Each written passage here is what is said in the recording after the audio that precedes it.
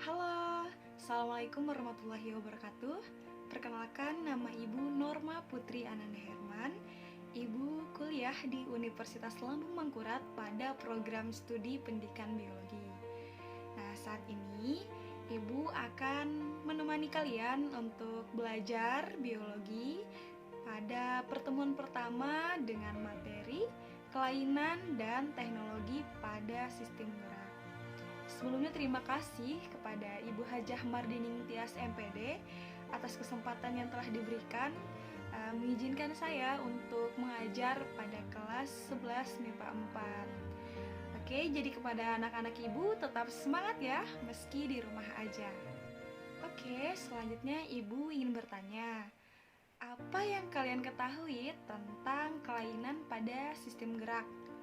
Lalu, menurut kalian, teknologi apa saja yang berkaitan dengan sistem gerak? Ayo, ada yang sudah tahu? Nah, jadi untuk mengetahui semua jawabannya, Ibu harap anak-anak Ibu bisa memperhatikan video ini dan membaca bahan ajar berupa PPT yang telah Ibu share, supaya kita bisa mengetahui apa itu kelainan pada sistem gerak dan teknologi apa saja yang bisa dimanfaatkan untuk sistem gerak. Oke anak-anak, jadi kelainan pada sistem gerak terbagi menjadi 3. Ada apa saja? Yang pertama yaitu kelainan pada tulang. Yang kedua, kelainan pada sendi. Yang ketiga, kelainan pada otot. Iya, betul. Jadi ada berapa? Ada 3, kelainan pada tulang, sendi, dan otot. Oke. Selanjutnya mengenai kelainan pada sistem gerak. Apa sih kelainan pada sistem gerak itu? Kelainan pada sistem gerak adalah gangguan yang terjadi pada sistem gerak yang disebabkan oleh beberapa faktor. Di antaranya yaitu kelainan yang disebabkan sejak ia lahir. Yang kedua yaitu karena infeksi penyakit. Yang ketiga yaitu karena makanan. Dan yang keempat bisa disebabkan oleh posisi tubuh yang salah. Berikut beberapa contoh kelainan pada tulang dan rangka. Yang pertama ada kelainan pada tulang, yaitu ada fraktur. Nah, fraktur merupakan kelainan atau gangguan pada tulang akibat adanya benturan atau pukulan yang sangat keras kepada tulang. Nah, ini terjadi ketika tenaga yang menghantam tulang lebih besar daripada kekuatan tulang itu sendiri. Fraktur sendiri terbagi menjadi 2, yaitu fraktur tertutup atau simplex, dan yang kedua ada fraktur terbuka atau kompleks. Nah, fraktur tertutup yaitu fraktur yang tidak terlihat atau tidak tampak, sedangkan fraktur terbuka atau kompleks adalah fraktur yang terlihat dengan jelas atau menembus kulit. Jadi sudah bisa dibedakan antara fraktur tertutup dan fraktur terbuka. Fraktur avulsi terjadi karena kontraksi otot yang sangat kuat sehingga menarik bagian tulang, bagian tendon. Selanjutnya yaitu fraktur patologis. Nah, fraktur patologis sendiri yaitu fraktur yang disebabkan oleh tumbuhnya tumor atau kanker pada tulang sehingga menyebabkan tulang menjadi sangat rapuh. Patah tulang kompresi atau penekanan. Nah, ini terjadi karena adanya tekanan dari tulang yang satu ke tulang yang lainnya. Selanjutnya ada kelainan tulang belakang. Nah, kelainan tulang belakang ini bisa disebabkan oleh distrofi otot, sindrom Marfan, juga karena sindrom Down, dan kelainan yang diakibatkan oleh posisi tubuh yang salah. Selanjutnya yaitu kifosis. Nah, kifosis membuat penderitanya berjalan atau duduk dengan posisi bungkuk seperti ini.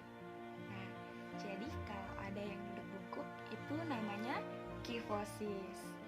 Oke, selanjutnya yaitu lordosis. Nah, lordosis itu membuat penderitanya tulang belakangnya menjadi maju ke depan seperti ini. Nah, oke. Jadi sudah bisa membedakan antara kifosis dan lordosis. Selanjutnya skoliosis. Nah, skoliosis ini membuat penderitanya berjalan atau posisi tubuhnya menyamping. Nah, menyamping. Nah, ini diakibatkan karena pada masa pertumbuhan biasanya penderita ini suka duduk dengan posisi menyamping. Oke? Jadi posisi tubuhnya itu menyamping, tidak rata seperti yang normal. Selanjutnya yaitu sublubrikasi. Nah, ini adalah kelainan yang diakibatkan oleh tulang leher yang melengkung ke samping. Nah, seperti ini. Nah, ini biasanya diakibatkan ketika masa pertumbuhan seorang itu suka berbaring dengan posisi menyamping.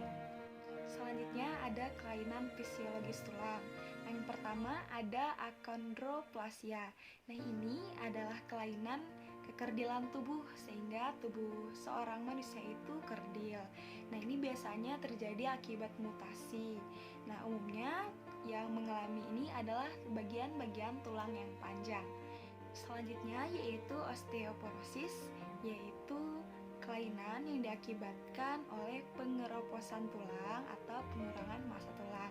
Nah, osteoporosis ini tidak hanya dialami oleh orang yang lanjut usia, tapi juga ada yang dialami oleh anak-anak, bahkan remaja hingga dewasa. Selanjutnya ada rakitis. Nah, rakitis ini terjadi karena pelunakan atau pelemahan tulang yang diakibatkan oleh kekurangan vitamin D secara panjang atau berkelanjutan pada masa anak-anak atau pada masa pertumbuhan. Nah, hal ini menyebabkan penderitanya umumnya pada kakinya membentuk huruf O dan huruf X. Selanjutnya ada kelainan pada sendi. Nah, yang pertama ada artritis. Ini merupakan peradangan pada sendi yang diakibatkan karena membawa beban terlalu berat atau infeksi. Nah, selanjutnya ada gout arthritis. Nah, ini disebabkan oleh tingginya kadar asam urat pada tubuh. Nah, selanjutnya ada kelainan pada otot. Nah, kelainan pada otot ini disebabkan oleh dua faktor. Yang pertama yaitu faktor dalam, yang kedua adalah faktor luar. Nah, faktor dalam yang mempengaruhinya adalah kita yang tidak suka melatih kekuatan otot. Sedangkan faktor yang disebabkan dari luar adalah adanya kecelakaan dan juga serangan penyakit. Nah, selanjutnya ada hipertrofi, astrofi, dan distrofi otot. Adapun hipertrofi adalah membesarnya otot karena terlalu sering berolahraga. Sedangkan atrofi adalah mengecilnya otot karena jarang dilatih atau jarang bergerak. Dan ada juga distrofi otot. Nah, distrofi otot ini diakibatkan oleh kelainan genetik yang mengakibatkan penurunan dari kemampuan otot. Selanjutnya adalah stip. Stip ini adalah ketika leher digerakkan rasanya sangat sakit. Nah, ini diakibatkan karena leher kaku karena adanya peradangan pada leher. Selanjutnya ada tetanus. Tetanus ini adalah kejang otot atau otot yang selalu berkontraksi terus-menerus sehingga otot tidak dapat berkontraksi lagi. Ada juga kram. Nah, kram ini adalah ketika otot tiba-tiba tegang atau sulit digerakkan sehingga menyebabkan perasaan yang sangat nyeri. Selanjutnya ada mestania grafis, yaitu otot tidak mampu berkontraksi sehingga menyebabkan penderitanya mengalami kelumpuhan. Nah, kita telah selesai membahas mengenai kelainan yang ada pada sistem gerak. Selanjutnya, teknologi apa saja yang ada pada sistem gerak? Nah, teknologi yang pertama ada radioterapi, yang kedua ada kemoterapi, dan yang ketiga ada bionik. Pada radioterapi ini menggunakan radiasi sinar X-ray. Nah, dia menghancurkan atau membelah sel kanker yang tumbuh. Adapun kemoterapi yaitu dia menggunakan obat-obatan secara kimia untuk membunuh sel kanker yang ada.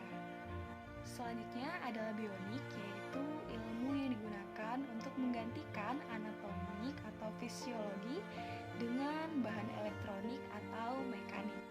Nah, jadi teknologi pada sistem gerak ada banyak sekali. Ada juga yang berupa kaki pasu, tangan pasu, kursi roda, dan banyak lagi lainnya.